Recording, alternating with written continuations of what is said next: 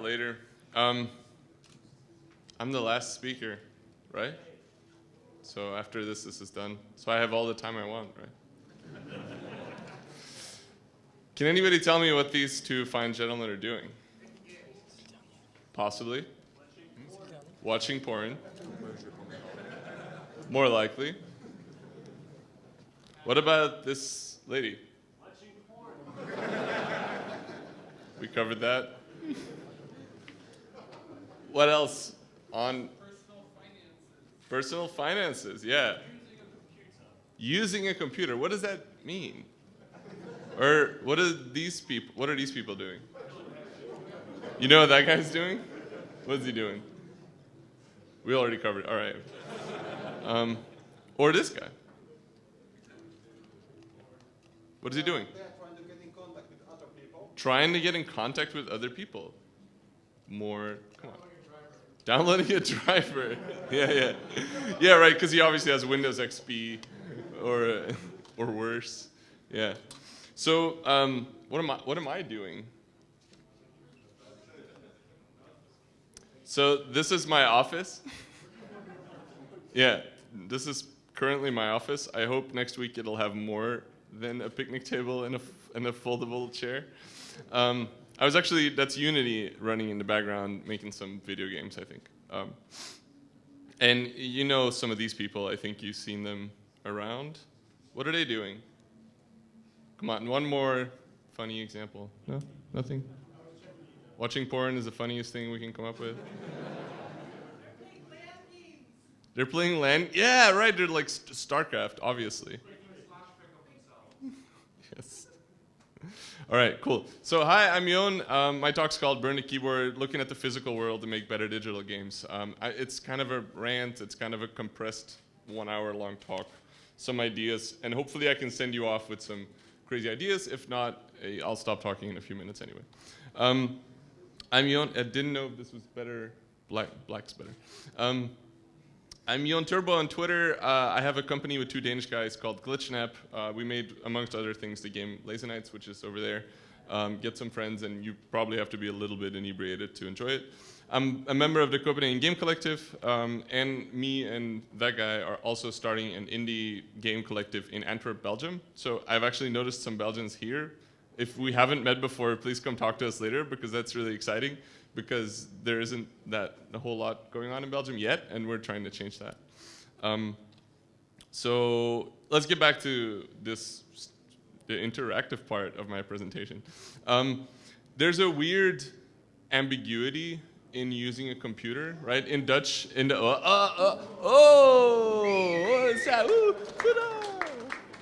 dropped his phone. I'm so impressed by this. Yeah. In Dutch, we even have this word that doesn't really exist, which we use, computeren. Hij is aan het computeren. Like he's using a computer. That doesn't mean anything, right? You could be doing like any number of things. So there's this huge ambiguity in seeing a person behind a computer. There's also this weird uniformity. Like you're doing your taxes and watching porn and playing LAN games and making video games, and you're doing the same physical action for all these things. Isn't that really sad? Or at least peculiar. Let's leave the value judgments out of it for now. Let's say you were some weird like alien scientist, and you looked at Earth, and you were like doing some like ethnographic research for your alien university on humans, and you see like millions and millions, like billions of people sitting on a computer, and like, what is that guy doing? He's doing like bloop bloop bloop bloop bloop bloop bloop bloop bloop. And what are those people doing? Like, there's a couple hundred of them in a room. Like, you're only left to make one conclusion, which is humans are terribly boring. They do the same like they have this amazing body and they can do like millions and millions of things, but they do the same thing over and over again. Like if they could, like honestly, half of you are probably like already thinking about what you're gonna do when you get back on your computer. Like, so obviously we know that's not true because everything happens in our minds and a bunch of other. But so here's how I started thinking about these things after making installations and blah blah like other people. I'm not gonna brag about my own stuff just yet. But what if we see the keyboard as a portal? What if all of the physical things we have to communicate with whatever is happening digitally, we see that as a portal, and we construct some sort of weird yin-yang, like, we think about making games, but no, and the people who make controllers are sort of this like weird niche little group of people who happen to come from the fashion world or who come from the music world or whatever. But what if it's just us game developers reevaluating the way we interact with these digital worlds? Like in my ideal representation of the video game community or whatever or culture, we should have a different portal for every game. There is an ideal way to interact with the world, and the chance that this is it, or even a gamepad or a joystick, is just very slim. It's just because of habit. I had a lot more eloquent things in my notes, but whatever. So anyway, I came up with this concept called burn the keyboard. It's actually quite similar to what Kao is doing. Like, I just get a group of people together and I tell them what I just told you, and like, forget about everything we know about interacting with digital worlds. Let's start with what we want to do and then build our games around that, or at least build it up in some sort of a synergy. If you already have a game, think about if there wouldn't be a better way to control it than just using the tools you have available, and then think about creating it. Like, obviously, I'm not talking from a commercial perspective. If you want to make money, then I have very little to teach you. But if you're interested in the artistic or advancing the medium and all that jazz, I think this is where there's so much unexplored territory. And basically I wanna trail this off with a bunch of reasons why I think portals or coming up with custom controllers is relevant, interesting, or whatever. One reason that we need to forget about keyboards and even gamepads and game-specific controllers is their legacy, right? Steve Curran, and I'm gonna have to cheat here because I have the full quote here. But he said in his Killing the Games Industry talk that keyboards are for writing suicide notes, not for dancing. Keyboards are killing the games industry. At first it was a fudge, the only input method through which coders had easy access. Now QWERTY is all but universal, and WASD is an unwritten standard. Deforming hands across the planet as ugly claws, gargoyles hunched over keyboards with tense, angry talons. How can arbitrary arrays of digital buttons be the best way of interacting with our worlds? They're for writing suicide notes, not for dancing. And I think, obviously, it's a dramatization, but part of that is true. Like, this is the reason the keys are the way they are. The reason we use WASD is because that was a really efficient way to do data input.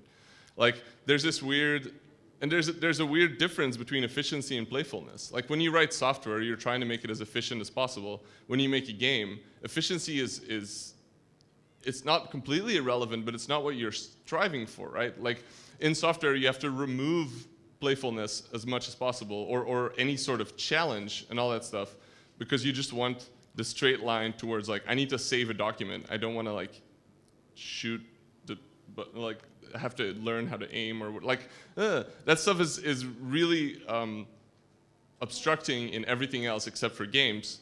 But that's what that still works.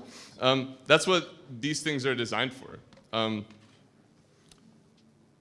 And yeah, there's a slide missing, whatever. Anyway, another reason, accessibility.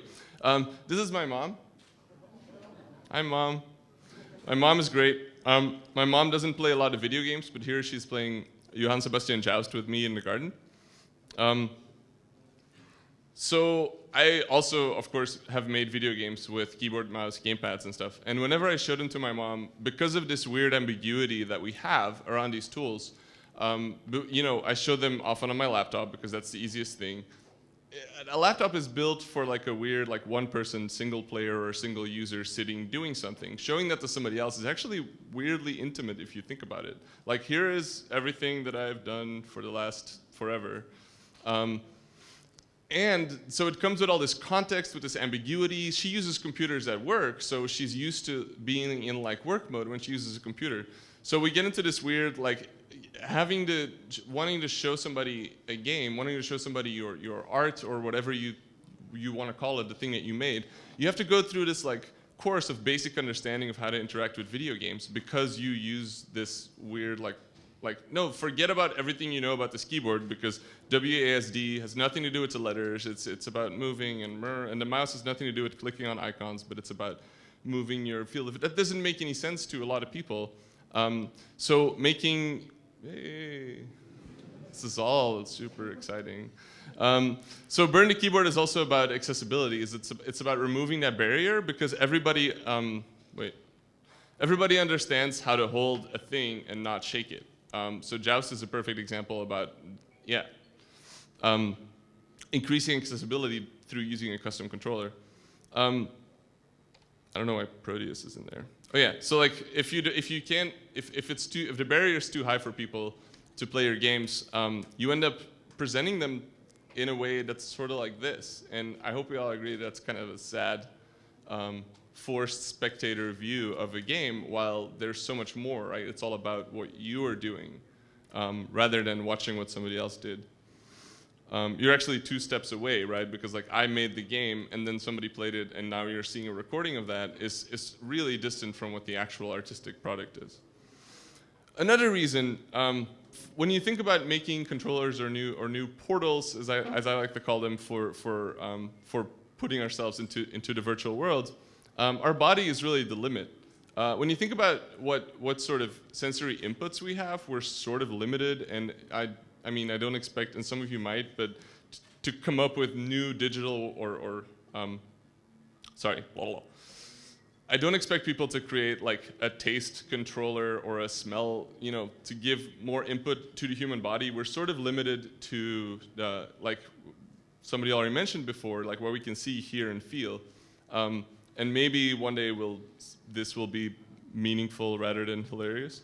But in terms of what we put into the game and translate that to the sound and graphics, we're only limited by what our bodies can do, and there is so much we can do. Like we can, pull ourselves up on ropes and dangle really high things, heavy things. We can roll around on the floor in a sleeping bag, or we can, do Gangnam style dances and stuff like that. And we can use all of that in a meaningful way in our video games. And it's really fun. I'm going to skip through this, but yeah, forget about keyboards, or do something really fun with them. That like, use a custom controller that costs you $1, and yeah, punch custard. But it's also like stupidly easy. Like there's all these new technologies. We've seen several today, and I'm not saying that we should forget about them. They're all super awesome, and there's plenty of people working on that. But you don't actually need to learn anything, or I can teach you in one slide the things you need to know about how to creating a custom controller yourself. This is it. This is an arcade button. It has like 2 little wires. You put those 2 little wires into a magic rectangle, of which I don't have a picture of it. I usually have one with me, which plugs into USB, right? And then you press this button and it sends a keyboard command. So as a game developer, or if you've ever made anything game-like, you know how to listen to a keyboard command. That's a joystick. It's literally just 4 buttons. So now you have a directional controller. The little one is $2, that one is $8, and you can probably find them cheaper. And you can plug them into cardboard and duct tape, and use box cutters and use wires that you rip out of the wall, or yeah, I have to crash now because of the sign. Anyway, you can build stuff like this. This is literally just a computer screen inside a baby stroller, but it's really awesome because you can take it to parties. And Doug said something interesting on Twitter, but forget about Doug. I have some cool videos that I want to show you, but okay, whatever. Thanks. We have time for questions. Can somebody just ask if I can put on one video? That'll be great. A video! We want a video! I'll play it while talking. It's never been more relevant. When am I going to get the chance to do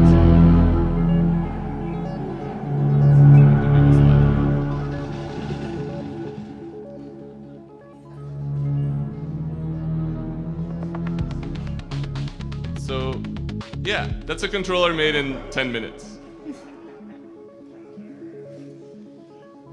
You see where this is going, right?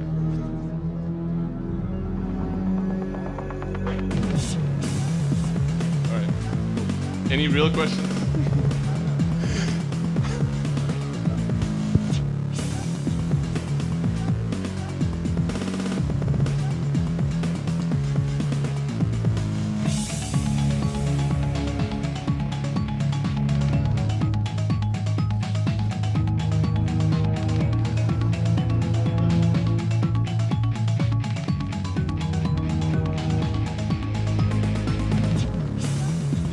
So this was a teaser for the Burn the Keyboard workshop at Amaze. Yeah.